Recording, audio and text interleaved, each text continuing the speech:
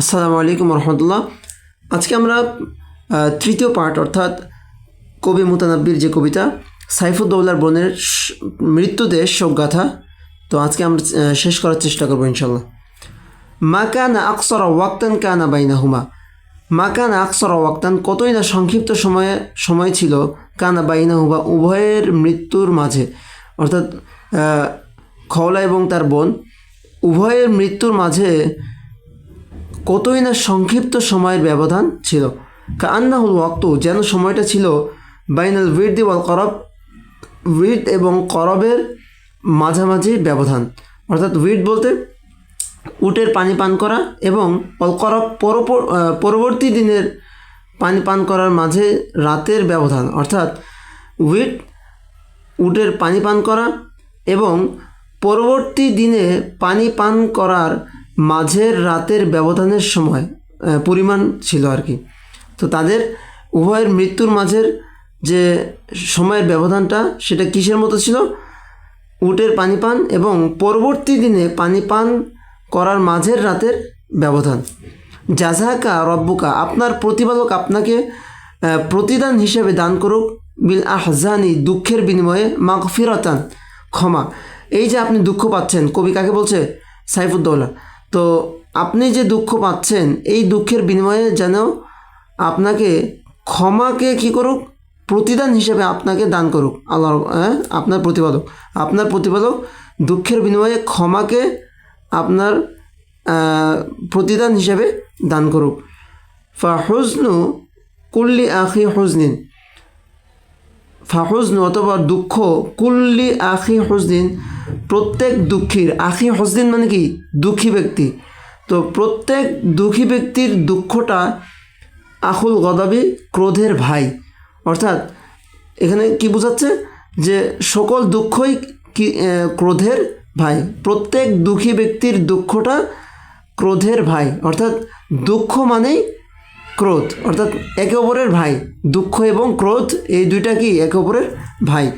ওয়াংতুম নাফার, আর আপনারা তো এমন একটি দল, তাসখু নুফুসুকুম, যারা কি করে?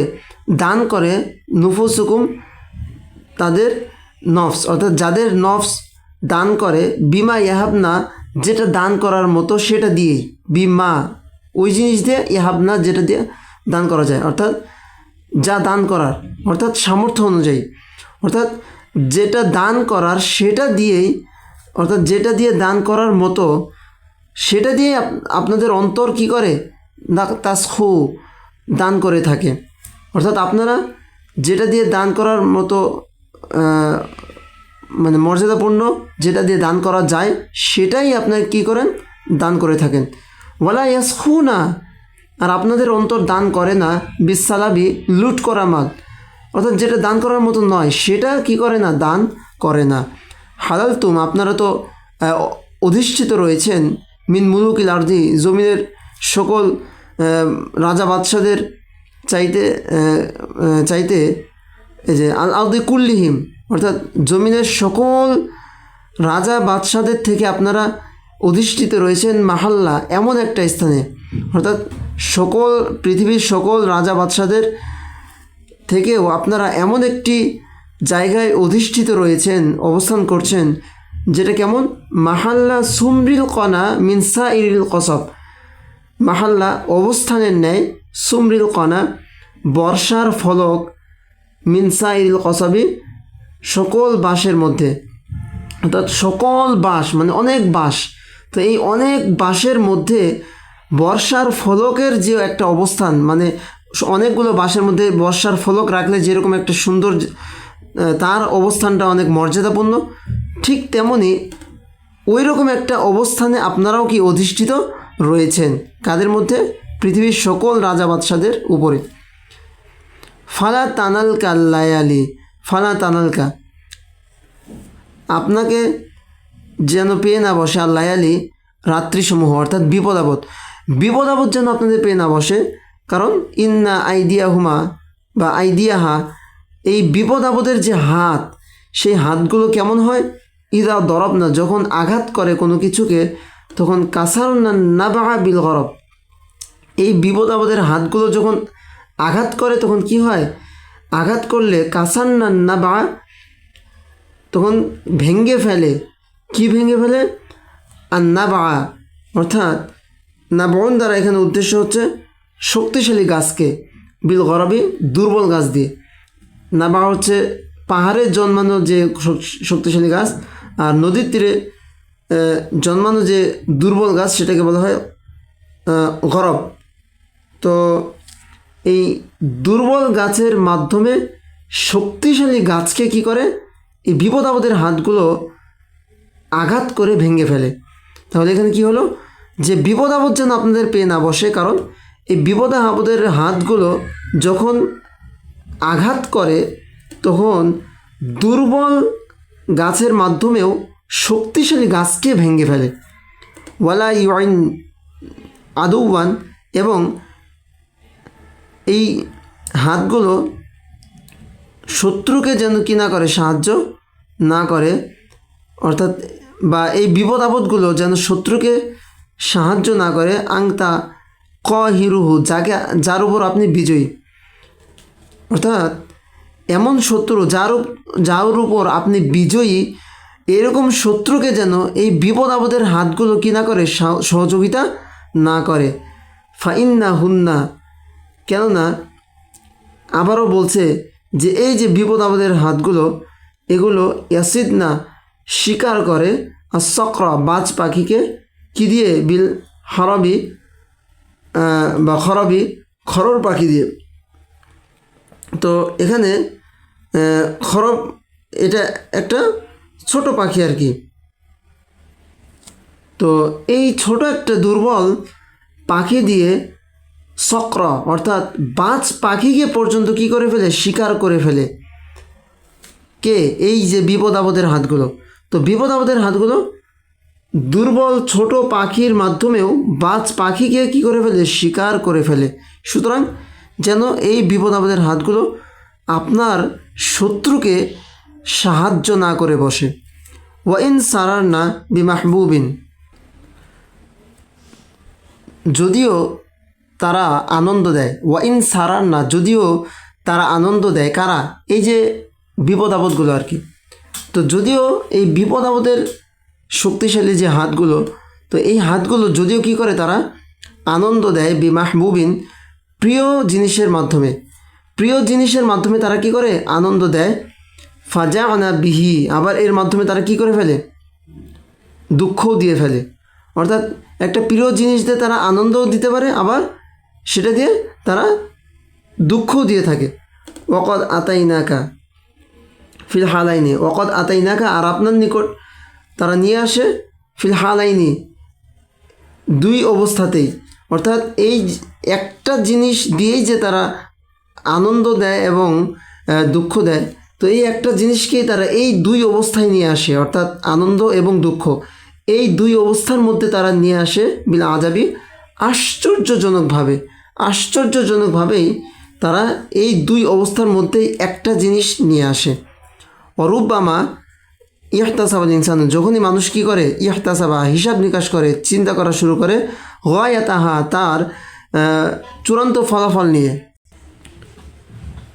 তো কী করে মানুষ যখন তার পরিণাম, তার গয়াতাহা তার উদ্দেশ্য বা চূড়ান্ত পরিণাম নিয়ে চিন্তা ভাবনা করা শুরু করে, ওয়াফাজাআতহু, তখন কি হয়, হঠাৎ করে চলে আসে বিআমরিন, এমন একটা বিষয়, গয়রি মুহতাসিবিন, যেটা কল্পনাতীত, চিন্তাহীন, কল্পনাতীত একটা বিষয় হঠাৎ করে কি চলে আসে। ওমা কদা আহাদুন মিনহা লুবানাতাহু, ওমা কদন আহাদুন, কেউই পূর্ণ করতে পারে না, লুবানাতাহু তার যে উদ্দেশ্য বা আশা আকাঙ্ক্ষা। তাহলে কি হলো, যে অমা কদ আহাদুন মিনহা, কেউই পূর্ণ করতে পারে না, লুবানাতাহু তার আশা আকাঙ্ক্ষা বা উদ্দেশ্যকে, কেউই তার আশা আকাঙ্ক্ষা বা উদ্দেশ্যকে কি পূর্ণ করতে পারে না। ওলা ইনতাহা আরবুন ইল্লা ইলা আরবি, একটা উদ্দেশ্য শেষ হতে না হতেই কি হয়, ইলা আরবি আরেকটা উদ্দেশ্য বা আরেকটা আশা চলে আসে, বা আরেকটা আশার দিকে ধাবিত হয়।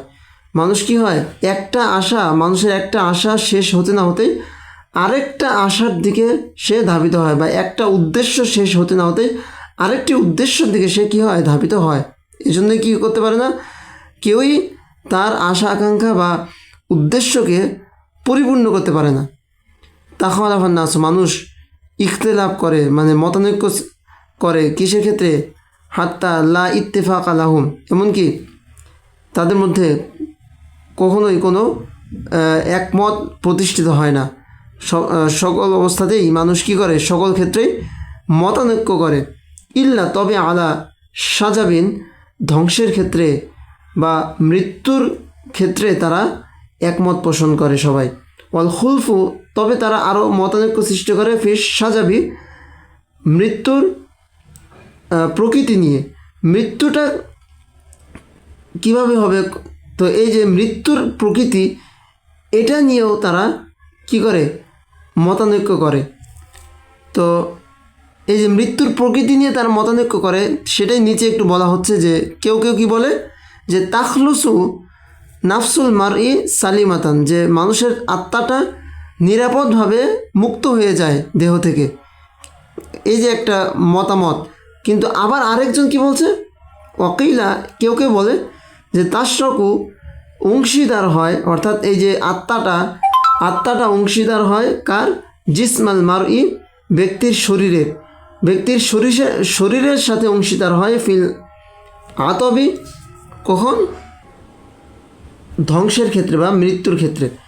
তাহলে বলছে মৃত্যুর সময়ে কি হয়, ব্যক্তির শরীরটা কি হয়, ব্যক্তির বা অকিলা, কেউ কি বলে যে তাশরাকু, অংশীদার হয় আত্মাটা ব্যক্তির শরীরের অংশীদার হয় কখন, ফিল আতবি, মৃত্যুর ক্ষেত্রে। কেউ বলছে যে নিরাপদভাবে আত্মাটা বের হয়ে আসে, আবার কেউ বলছে যে না, আত্মাটা নিরাপদভাবে বের হয় না, সেটা মৃত্যুর সময় বা ধ্বংসের সময় সেটা ব্যক্তির শরীরের সাথে অংশীদার হয়ে সেটা মরে যায়। তো এই যে মতানৈক্য, এটা কিসের ক্ষেত্রে, এই যে বলা হচ্ছে না এখানে যে ওয়াল খুলফু ফিস সাজাব, মৃত্যুর প্রকৃতি নিয়েও তাদের মধ্যে একটা মতানৈক্য রয়েছে। অর্থাৎ মানুষ মৃত্যুর ক্ষেত্রে একমত হলেও মৃত্যুর প্রকৃতি নিয়েও তারা মতানৈক্য করে। অমান তাফাক্কারা, যে চিন্তা করে, ফির দুনিয়ার ক্ষেত্রে, অমুহ জাতিহি, দুনিয়া এবং অমুহ জাতিহি, তার জীবন নিয়ে, দুনিয়া এবং তার নিজের জীবন নিয়ে যে চিন্তা ভাবনা করে, আকামাহুল ফিকরু, তার এই চিন্তা ভাবনা তাকে দাঁড় করিয়ে দেয় বাইনাল আজজি ও তাইবি, অক্ষমতা এবং ক্লান্তির মাঝেই তাকে দাঁড় করিয়ে দেয়। অর্থাৎ মানুষ নিজের জীবন নিয়ে যে চিন্তা ভাবনা করে, এটা শুধু অক্ষমতা এবং ক্লান্তির মধ্যেই তারা অবস্থান করে। অর্থাৎ অক্ষমতা এবং ক্লান্তি ছাড়া আর কিছুই এই চিন্তা ভাবনা করে তারা খুঁজে পায় না। তো এ পর্যন্তই। পরবর্তীতে আরেকটি কবিতা নিয়ে ইনশাল্লাহ দেখা হবে। আসসালামু আলাইকুম ওয়া রাহমাতুল্লাহ।